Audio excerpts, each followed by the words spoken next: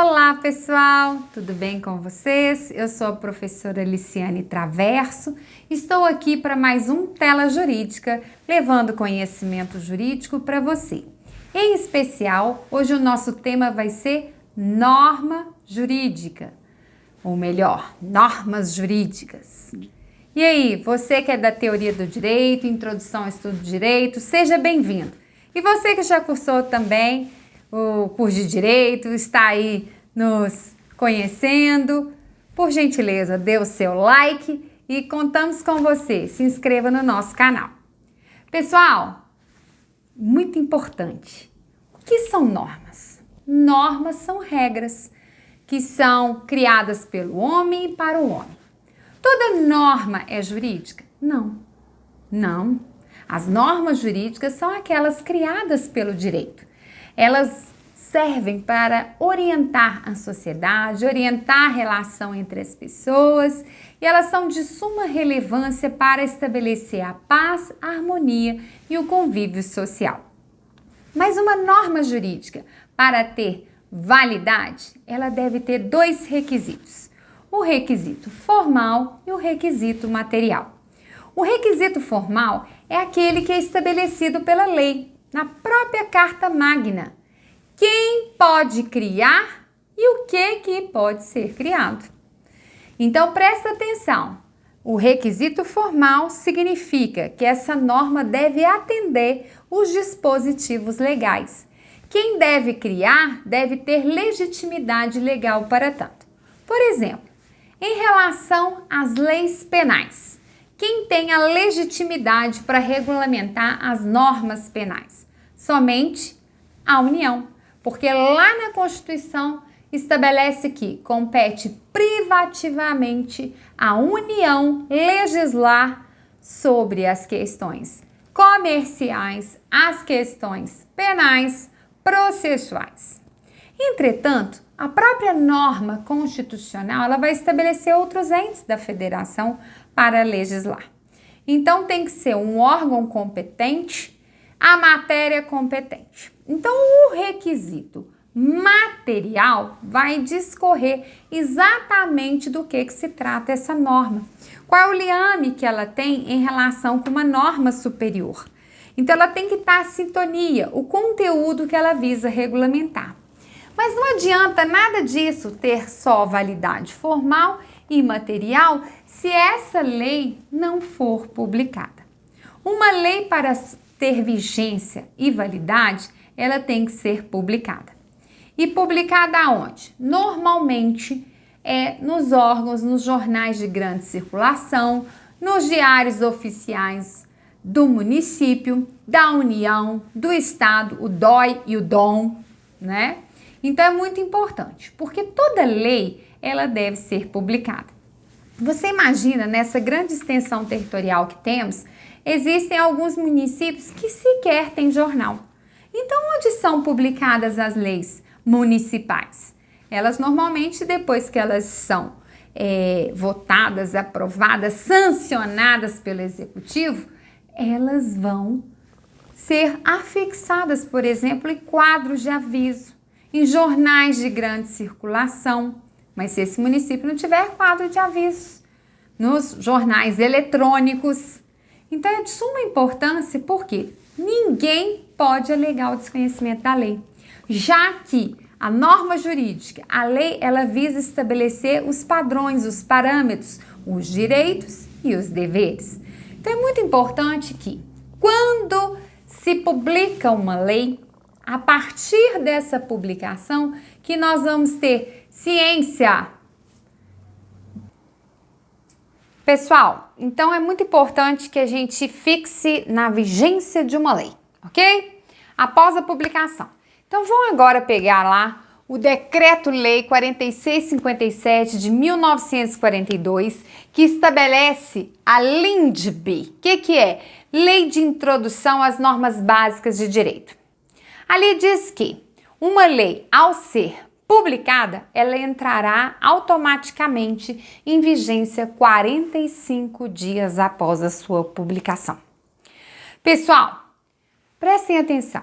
O legislador pode criar uma lei E quando essa lei for sancionada e for publicada, é a partir da publicação nós vamos saber acerca da sua vigência. Ou seja, quando ela começará a valer. Por quê? Se o legislador foi omisso e nada disser, a LINDB diz que essa lei entrará em vigência 45 dias após a sua publicação. O que isso significa? Isso é o vacatio legis. Escreve com T, mas o T em latim se pronuncia C. Então é vacatio legis. O que é o vacatio legis? É a vacância da lei. A lei existe, mas ainda não vale. É um prazo que o legislador estabeleceu para que os demais entes a quem a norma é destinada, ou seja, a sociedade, possam assimilar e aprender os seus dispositivos. E no direito, pessoal, é muito importante saber a vigência de uma lei, porque a partir que ela começa a valer, entrar em vigor, é que ela vai nos reger. Então é muito importante que a gente saiba os critérios de vigência e validade de uma lei. Olha lá. Então, a partir da publicação, nós vamos saber quando essa lei vai entrar em vigor. Se a lei for omissa, automaticamente, 45 dias após a sua publicação, que ela vai entrar em vigência. Então, o prazo entre a publicação de uma lei e quando ela começará a valer, caso o legislador seja omisso, a lei diz que será um prazo de 45 dias, chamado de vacatio legis. E se essa lei for ter validade no exterior? Terá a validade de 3 meses. O vacatio legis para ordenações que vão valer no exterior terá a validade de 3 meses. Por favor, 3 meses não são 90 dias, porque nós temos meses com 28 dias, 31 dias, então o legislador conta meses corridos. Se essa lei foi publicada em janeiro de 2020 e ela tem vigência lá para o exterior, eu e você vamos ter que nos atentar dizendo que ela só valerá então em fevereiro, março, abril de 2020, porque a vigência dela ela começará a valer 3 meses após a sua publicação. Então, olha um termo novo, pessoal, vacatio legis. O que é o vacatio legis? É o prazo entre a publicação de uma lei e a sua vigência. É o prazo entre a publicação de uma lei quando ela vai entrar em vigor, quando ela começará a valer. Muito importante, pessoal, porque algumas legislações já vêm com a data para entrada em vigência. É possível que se crie uma lei, sancione uma lei, publique uma lei e na publicação o legislador coloque essa lei entra em vigor a partir da publicação. Essa lei teve vacatio legis? É possível? É. Basta que o legislador coloque o prazo para vigência. Tem algumas situações legais que toda regulamentação de ordem tributária, ela sempre vale para o ano do exercício seguinte, por questões tributárias mesmo, de impostos, para as pessoas, para as empresas saberem como que vai funcionar. Mas em tese é assim, pessoal. A lei, ela traz no corpo legal quando que ela vai começar a valer. E a gente vai saber sempre a partir da publicação. Entretanto, se o legislador for omisso quanto à vigência dessa lei, automaticamente, para leis com validade no Brasil, ela entrará em vigência 45 dias após a sua publicação, conforme o artigo 1º da LINDB, ok? E se for lei com validade no exterior, o prazo será de 3 meses, ok? Pessoal, se fosse tão simples assim, né? E até quando que uma lei vale? Nós temos uma espécie de lei que ela é criada com prazo para nascer e prazo para morrer, ou seja, para extinguir, para não valer mais. Essas são as famosas leis temporárias. As leis temporárias, elas têm um prazo de validade. Então, elas já nascem com data para acabar a sua validade. Ok? Muito interessante. Então, as leis temporárias, elas nascem já, ou seja, na publicação a gente já sabe quando elas não terão mais validade. Mas as outras leis, que não são leis temporárias, em princípio, elas terão a validade eterna. Como assim? Porque o direito não é dinâmico, as relações sociais não mudam, a própria regulamentação, as normas jurídicas no mundo mudam e devem sempre mudar para adequar a nova realidade social, buscando sempre a justiça, que é o fim último do direito, não é isso? Último não, primeiro, primário, né? Então, pessoal, olha que interessante. Em princípio, uma lei, quando ela é publicada, ela vai ter uma vigência para perdurar até que venha outra e a modifique ou que extinga com a existência dela. E é o que mais nós temos na nossa ordenação. Nós temos verdadeiros Frankensteins. O que é isso? Nós temos uma norma jurídica que foi criada, publicada e que está em vigência. Só que nós criamos outras normas que literalmente ou expressamente podem mudar parte do texto daquela lei que já tinha sido anteriormente criada. E aí nós vamos ter, então, algumas possibilidades de mudança de lei. Duas formas de mudar uma lei. Mudar uma lei significa revogar uma lei. A revogação no Brasil acontece de duas formas, pela abrogação ou pela derrogação. O que é a abrogação? É uma lei posterior, ou seja, existe uma lei, está em vigência, e agora se cria uma nova lei, e essa lei muda totalmente a lei anterior. Então, a lei posterior, modificando totalmente uma lei anterior, a lei anterior foi abrogada. Ou a lei posterior abrogou totalmente a lei anterior. Essa abrogação, ela pode acontecer de duas formas. De forma expressa, passa, deixa de valer, lei A, ok? Ou simplesmente ela publica, a nova lei se publica, contradizendo todo o dispositivo da norma anterior. Isso é muito mais difícil, porque o que normalmente nós temos é uma mudança parcial de lei. Mudança parcial de lei significa derrogação. E a derrogação, então, são partes. Uma lei, normalmente, ela é composta de artigos, de incisos, que são aqueles algarismos romanos, de alíneas, são aquelas letrinhas A, B e C.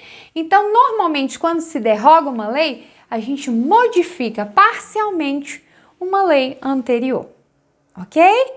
Pessoal, então, olha lá. Uma lei, em princípio, ela tem validade se ela não for uma lei temporária, que já nasce com data para extinguir a sua existência.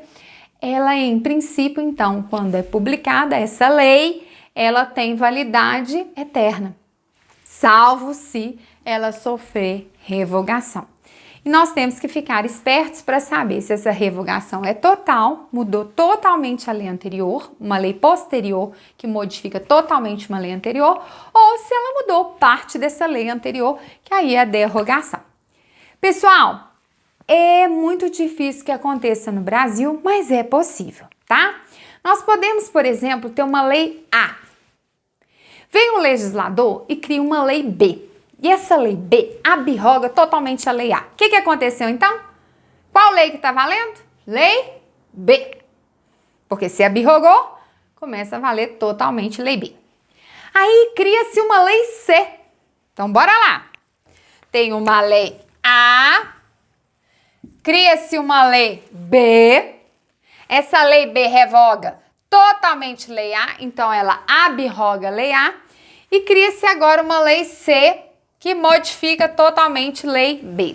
Se modifica totalmente lei B, abrogou lei B, significa que lei B não existe, existe lei C. Uma vez que lei B havia revogado totalmente lei A, volta a valer então com a abrogação de C com B, volta a valer lei A? A Lindbe diz que só volta a valer lei A Se somente se Lei C trouxer expressamente no texto legal que volta a viger Lei A.